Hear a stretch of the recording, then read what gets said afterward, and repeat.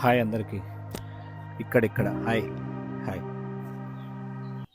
So మన subscriber ఒక question అడిగినాడు అనమాట. అదేంటంటే, అన్న నేను మెడిటేషన్ చేస్తా, బట్ ఒక 3 months నుండి సమ్ పర్సనల్ రీజన్స్ వల్ల చేయలేకపోతున్నా. మళ్ళా చేద్దామంటే అస్సలు అవ్వడం లేదు. రేపు చేద్దాం అనిపిస్తోంది. నాలాగా చాలామంది ఉంటారు, ఏం వర్క్ అయినా డిలే చేస్తుంటారు కదా. మా కోసం ఒక వీడియో చేయండి ప్లీజ్ అన్న.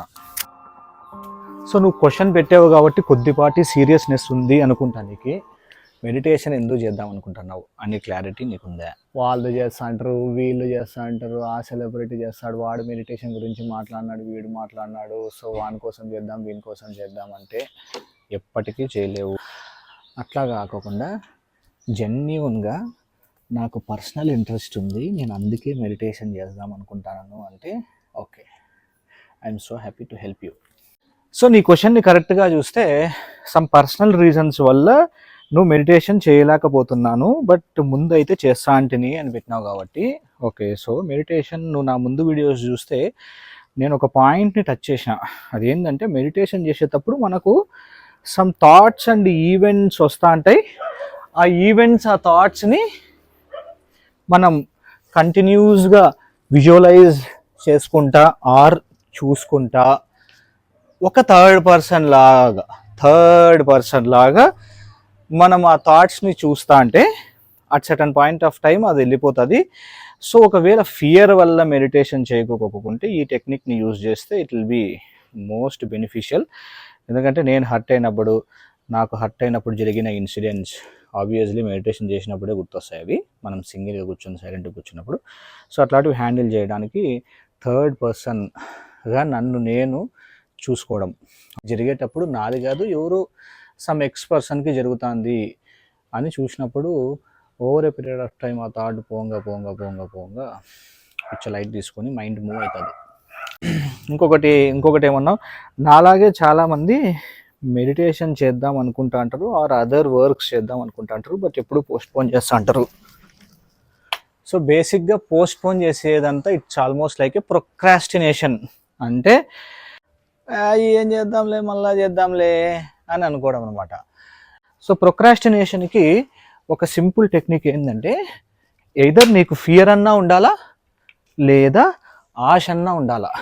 సో ఫియర్ ఆర్ ఆశ లేకపోకుంటే ఆబ్వియస్లీ నిన్ను ఉరికిచ్చే వాళ్ళు లేకపోకుంటే నువ్వు చెయ్యవు. ఇంకా నీట్గా అర్థం కావాలనుకుంటే, ఫర్ ఎగ్జాంపుల్ లెటర్స్ సే నువ్వు ఒక కంపెనీలో పనిచేస్తుంటావు, వాళ్ళు నీకు some certain amount of money pay చేస్తుంటారు. అప్పుడు నాకు ఇంట్రెస్ట్ లేదు, నేను చెయ్యను, మళ్ళా చేస్తా, రేపు చేస్తా అంటే అది ఎవ్వడూ యాక్సెప్ట్ చేయడు.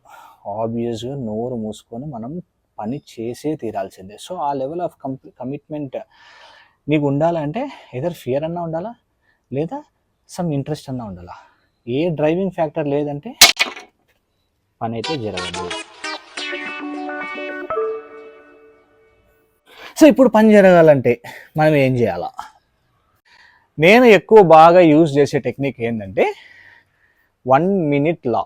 ఫర్ ఎగ్జాంపుల్, నేను ఇంట్లోకి ఎంటర్ అవుతానే నాకు ఏదో ఒక జాబ్ నేను కంపల్సరీ చేయాల్సి ఉంటుంది అనమాట. నాట్ పెద్ద సీరియస్ జాబ్, ఏదో ఒక ఇంట్లో ఒక చిన్న పని ఉంటుంది. ఓకే, సో నేను ఏమనుకుంటానంటే 1 minute లోపల ఈ పని చేసేస్తే నేను ఆ పనిని చేసేస్తా వితౌట్ థింకింగ్ రేపు చేద్దామా మర్నాడు చేద్దామా అని. 1 minute లోపల ఆ పని అయిపోతుందంటే నేను చేసేస్తా పని. సో ఈ హ్యాబిట్ని నువ్వు ఇన్కార్పొరేట్ చేసుకుంటే ఐ థింక్ స్లోగా 1 minute 2 minutes 3 minutes చేసే వర్క్స్ని ఆటోమేటిక్గా నువ్వు ఎంజాయ్ చేసే మైండ్ సెట్ వస్తుంది. At certain point of time ఈ ప్రాబ్లం ఎవ్వరికీ ఉండదు. నేను పర్సనల్గా ఈ హ్యాబిట్ని యూజ్ చేసినప్పటి నుండి నాకు చాలా పనులు జరిగినాయి, చిన్నవి. ఫర్ ఎగ్జాంపుల్ లెటర్స్ సే ఒక అర్జెంట్ ఈమెయిల్ ఉంటుంది, నీకు పంపి బుద్ధి కాదు, okay, but it takes only 1 minute. Okay, కూర్చొని వెంటనే అది పెట్టేసినామంటే, బట్ ఆ 1 minute జాబ్ ఆ టైంకి మనం చేయడం వల్ల దాని నుండి బెనిఫిట్స్ చాలా ఉంటాయి. సో ఆ థింగ్స్ని మన మైండ్ అర్థం చేసుకుంటుంది స్లోగా. సో ప్రయారిటీస్ ఆబ్వియస్గా మారుతాయి. అర్థమైంది అనుకుంటా నీకు నేను ఏం చెప్తాను. ఇంకొకటి ఏంటంటే, జార్డన్ పీటర్సన్ ఒకటి చెప్తాడనమాట.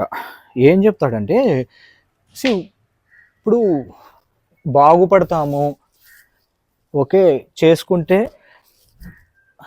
నేనే కదా బాగుపడేది అని తెలిసినా కానీ నువ్వు చేయడం లేదు అంటే బేసిక్గా నువ్వు తప్ప ఇంకా ఎవడూ కాపాడుకోలేడు.